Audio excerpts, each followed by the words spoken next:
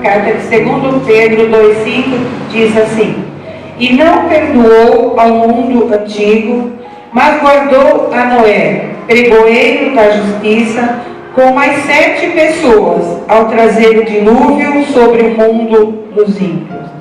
Então o mundo, ele se encheu de violência, e à medida assim que o coração do homem se tornava cada vez pior em maldade, Deus, ele decide trazer um grande dilúvio que terminaria com aquela geração pecaminosa e violenta. Então a maldade do coração do homem repercutiu assim de tal forma que Deus resolveu destruir a criação. Vamos ver a Gênesis 6:5. E viu o Senhor que a maldade do homem se multiplicara sobre a terra, e que toda a imaginação dos pensamentos de seu coração era só má continuamente. Então, desde que o pecado ele entrou no mundo, a maldade passou a fazer parte da história da humanidade. Então, os homens daquele tempo, eles eram movidos pela concupiscência, não é? Que era assim, os prazeres carnais. Eles não tinham em suas vidas lugar e nem tempo mais para Deus. Eles não se importavam em buscar a Deus, em ter assim um relacionamento com Ele. Eles viviam assim como se Deus não existisse. E também eles mostravam um descaso assim total com a instituição familiar. Não havia respeito quanto ao casamento. Eles viviam em plena prostituição. Então foi assim uma geração caracterizada pela maldade. E aqui em Gênesis 6:11, a primeira parte do versículo diz: a terra, porém, estava corrompida diante da face de Deus. Então, uma outra característica daquela geração era a corrupção. Então, o homem, ele perdeu assim o poder de fazer o bem, e eles viviam mergulhados em práticas pecaminosas e imorais. E a segunda parte do versículo 6:11 fala: e encheu-se a terra de violência. Então, uma outra característica daquela geração também foi a violência. Então, a maldade e a corrupção fizeram o quê? Abriram as portas para a violência. E os homens viviam se agredindo mutuamente, como diz aqui a palavra, né? Encheu-se a terra de violência. Então, como se não bastasse a maldade, a corrupção, a violência, aquela geração também era caracterizada pela incredulidade. Uma vez que eles não deram crédito à pregação de Noé. Ele pregou 1 século o arrependimento, mas eles não deram crédito. Nem mesmo quando ocorreu o milagre da entrada dos animais na arca, nem isso fez com que eles tomassem a iniciativa de se arrepender dos seus pecados e entrassem na arca para salvar as suas vidas. Então nós vimos, né, que os homens daquele tempo, aquela geração, ela foi marcada pela maldade, corrupção, pela violência e pela incredulidade. Então tudo isso fez com que Deus tomasse a iniciativa de destruir a sua criação. Então aqui em Gênesis 6:6 fala: então arrependeu-se o Senhor de haver feito o homem sobre a terra, e pesou-lhe em seu coração. E disse o Senhor: destruirei de sobre a face da terra o homem que criei, desde o homem até ao animal, até ao réptil e até a ave dos céus, porque me arrependo de os haver feito. Então, irmãos, nos dias de hoje, nos dias em que nós vivemos, não é diferente. Hoje também nós vemos a maldade no coração dos homens, a corrupção, a imoralidade, a preocupação assim única e exclusiva com as coisas materiais da vida. E Deus ficou em segundo plano. Mas, irmãos, havia um homem, não é, que não se contaminou com o pecado daqueles homens, daquela geração, dos homens do seu tempo. Nós sabemos que foi Noé. Apesar de ele viver em meio a uma geração assim, regada pela maldade, pela corrupção, Noé, ele teve uma vida reta, íntegra, diante de Deus. E o Senhor Deus aprovava o que ele fazia. Porque aqui em Gênesis 6:8 fala: Noé, porém, achou graça aos olhos do Senhor. Estas são as gerações de Noé. Noé era varão justo e reto em suas gerações. Noé andava com Deus. Então, irmãos, quando Deus assim ele examina a nossa vida, Ele não vê somente assim as ações exteriores. Ele vê especialmente as atitudes que estão por trás delas. Então Deus ele está assim muito interessado com as atitudes que estão no nosso coração. Não adianta nós falarmos assim da boca para fora, mas no nosso coração nós temos outra intenção. Nós vemos assim a pessoa no exterior, o que ela está falando, mas Deus não, Deus sonda o coração, Deus vê dentro de nós, o interior, não é? E então Noé, ele foi um homem que se manteve separado do pecado. Nós vemos assim que ele tinha uma família bem definida, uma família bem estruturada, tanto que ele foi com ela, né, com a família, para dentro da arca. E ele também, nós vemos aqui que ele tinha um bom relacionamento com Deus, ele se submetia à vontade do Senhor. Então Noé, ele brilhou assim como um farol numa sociedade de trevas. Ele era justo, reto, andava com Deus, tinha fé, tanto que ele está lá na galeria dos homens da fé. Ele era obediente a Deus, e essa era uma das principais características dele, do seu caráter, não é? Era a obediência a Deus, a fé que ele tinha em Deus. Uma vez, né, que ele obedeceu à voz de Deus, construindo a arca.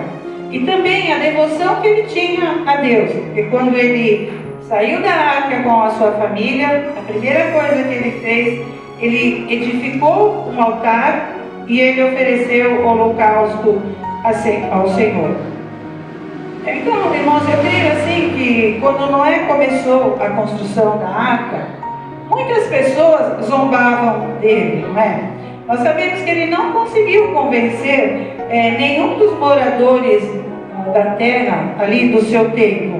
Ele teve, durante um século, ele pregou o arrependimento, ele pregou a justiça, ele anunciou que Deus iria destruir a humanidade por causa dos seus pecados, por causa da sua maldade. E com exceção assim da sua família, ninguém se sensibilizou com a sua mensagem. Hoje, irmãos, também é assim. Nós anunciamos, né, que Jesus está voltando, que a pessoa precisa se arrepender, precisa se consertar, mas quantos creem nisso, não é? Quantos é que se convertem? Quantos é que vêm buscar a Deus? Nós falamos, não é? Fazemos a nossa parte, como fez Noé. Ele pregou, ele avisou, mas eles não quiseram. E a consequência qual foi? Que eles pereceram. Então foi assim, pela fé mesmo que Noé, ele ouviu os avisos de Deus sobre as coisas que iriam acontecer, coisas que nem podiam ser vistas, porque naquele tempo nem chovia, um vapor que regava a terra. Então somente pela fé foi que Noé atendeu, obedeceu a Deus e construiu a arca. Eu creio assim também que construir a arca não foi uma tarefa fácil, pelo contrário, foi uma tarefa bem desafiadora. Ele poderia ter dado assim várias desculpas ao Senhor, né? Ele podia ter dito: o trabalho é muito difícil, não tenho experiência, não vai dar certo, mas não. ele teve assim, muito para dizer ao Senhor não, mas ele não fez isso, não é? Ao invés de achar desculpas, o que ele fez? Ele obedeceu, ele fez tudo conforme o que Deus disse a ele que ele deveria fazer. Mesmo que nada daquilo parecesse razoável, parecesse lógico. Mas a palavra de Deus diz, né, que Deus escolhe coisas loucas para confundir as sábias. Uma coisa, irmãos, é certa, Deus nunca nos pede que nós façamos o impossível. O impossível, quem faz na nossa vida é Deus. Como eu falei agora há pouco, não é? Moisés, ele estendeu a vara sobre o mar. Mas o impossível, repartir as águas, foi Deus quem fez. Mesma coisa, Josué, ele rodeou as muralhas de Jericó. Mas o impossível, as muralhas ruírem, isso foi a parte de Deus. E aqui no caso também, Noé construiu a arca e Deus mandou o dilúvio. Então eu fiquei pensando, né, quantas pessoas devem ter assim zombado dele um século para construir a arca. Eles não acreditavam assim nas suas histórias de destruição do mundo. Então eu creio assim, quantos devem ter perguntado a ele, não é? E aí, Noé, quando é que vai começar a chover? Você é louco? Ou já se viu construir uma arca, né, tão grande, nunca choveu? Quantas pessoas devem ter agido assim? E hoje também, irmãos, não é diferente. Quando nós estamos passando por um problema, quantas pessoas nos perguntam: cadê o seu Deus? Não é? Cadê o seu Deus que não resolve o seu problema? Você não é cristão? Você não diz que o seu Deus é o Deus do impossível? Você não diz que o seu Deus é que traz à existência o que não existe? E você aí com esse problema? Quantas vezes nós já ouvimos isso, não é? Mas, irmãos, só que assim, essas pessoas, elas não sabem que Deus trabalha com propósitos. O propósito assim que Deus tinha ali com Noé era que todas aquelas pessoas se arrependessem e fossem salvas. Eles tiveram muito tempo para isso, mas eles não quiseram. Eles não acreditaram nos propósitos de Deus e por isso pereceram. Então Deus, assim, irmãos, Ele não tem prazer em nos ver sofrer. Mas enquanto os seus propósitos eles não se cumprirem na nossa vida, nós vamos passar pelas situações. Por quê? Porque Deus, Ele não passa por sobre a sua palavra. Deus diz, né? Não quebrarei o meu conserto, não alterarei o que saiu dos meus lábios. Então Deus, Ele só vai mudar a situação quando os propósitos dele forem atingidos na nossa vida. Então, como é que Deus pode abençoar uma pessoa se ela está fora da palavra, ela está fora da direção de Deus, da vontade dele, muitas vezes está no pecado, uma pessoa que não crê, uma pessoa que não perdoa? Então, como é que Deus vai abençoar, não é? Deus, Ele vai dando tempo, como deu aqui para esses homens no tempo de Noé. Deus vai dando tempo para que nós vamos reconhecendo o nosso erro, vamos nos consertando, vamos vindo assim para o centro da vontade dEle. E quando Ele vê que nós estamos fazendo somente a vontade dEle, aí sim cessa a nossa luta e a bênção chega. Então, muitas vezes, eu até ficava triste quando alguém me fazia uma pergunta assim. Mas depois eu entendi que a gente não precisa ficar triste quando nos fazem esse tipo de pergunta. Cadê o seu Deus? Não é? Por quê? Porque quando os propósitos de Deus se cumprirem naquela situação, então essas pessoas, elas verão a diferença que há entre elas e que há entre nós. Como aqui no caso de Noé, ele e sua família se salvaram. E aqueles que perguntavam, que zombavam, o que aconteceu? Eles pereceram. Então Noé, ele era um pregador da justiça, né, como eu disse. Ele pregava o arrependimento. Ele teve um século para pregar, mas apenas 8 pessoas decidiram entrar na arca. Ele, sua esposa, seus 3 filhos e as suas 3 noras. Então, com assim um tão pobre resultado, ele poderia ter sido tentado a deixar de pregar, mas não deixou. Deus, irmãos, Ele quer que a sua palavra seja pregada, independente da resposta. Não importa se você fala, e às vezes uma pessoa ou nenhuma pessoa te ouve. A sua parte você fez, você pregou. Vamos ver aqui o que fala em Isaías 6:9. Então disse a ele: vai e dize a esse povo: ouvis de fato e não entendeis, e vedes em verdade, mas não percebeis. Engorda o coração desse povo, endurece-lhes os ouvidos e fecha-lhe os olhos. Não venha ele a ver com os seus olhos, e a ouvir com os seus ouvidos, e a entender com o seu coração, e a converter-se e a ser sarado. Então disse eu: até quando, Senhor? E respondeu: até que se assolem as cidades e fiquem sem habitantes, e nas casas não fique morador, e a terra seja assolada de todo. Então nós vemos aqui que Isaías, ele foi mandado pregar ao povo que não queria ouvir, até que Deus veio e destruiu suas cidades. Vamos ver também Jeremias 6:10, um pouquinho para frente.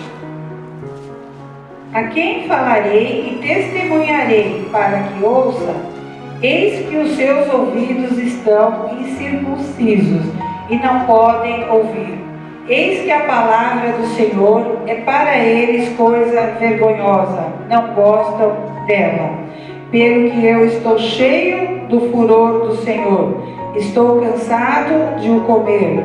Derramá-lo-ei sobre os meninos pelas ruas e nas reuniões dos jovens juntamente, porque até o marido com a mulher serão presos e o velho com o que está cheio de dias.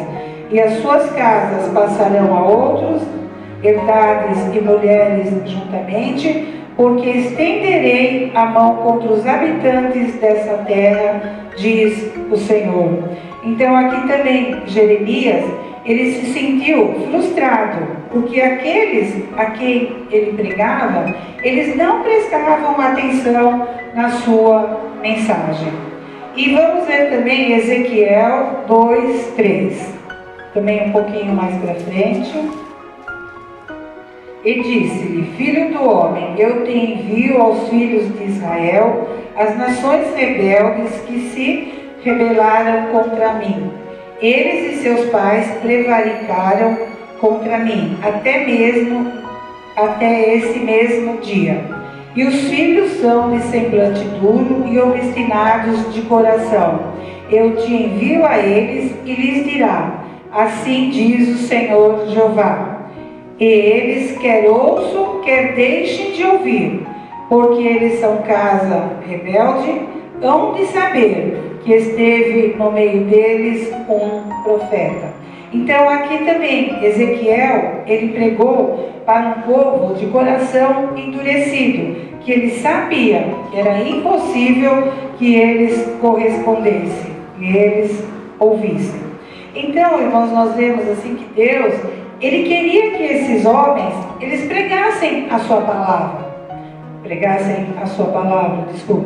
Apesar da resposta negativa.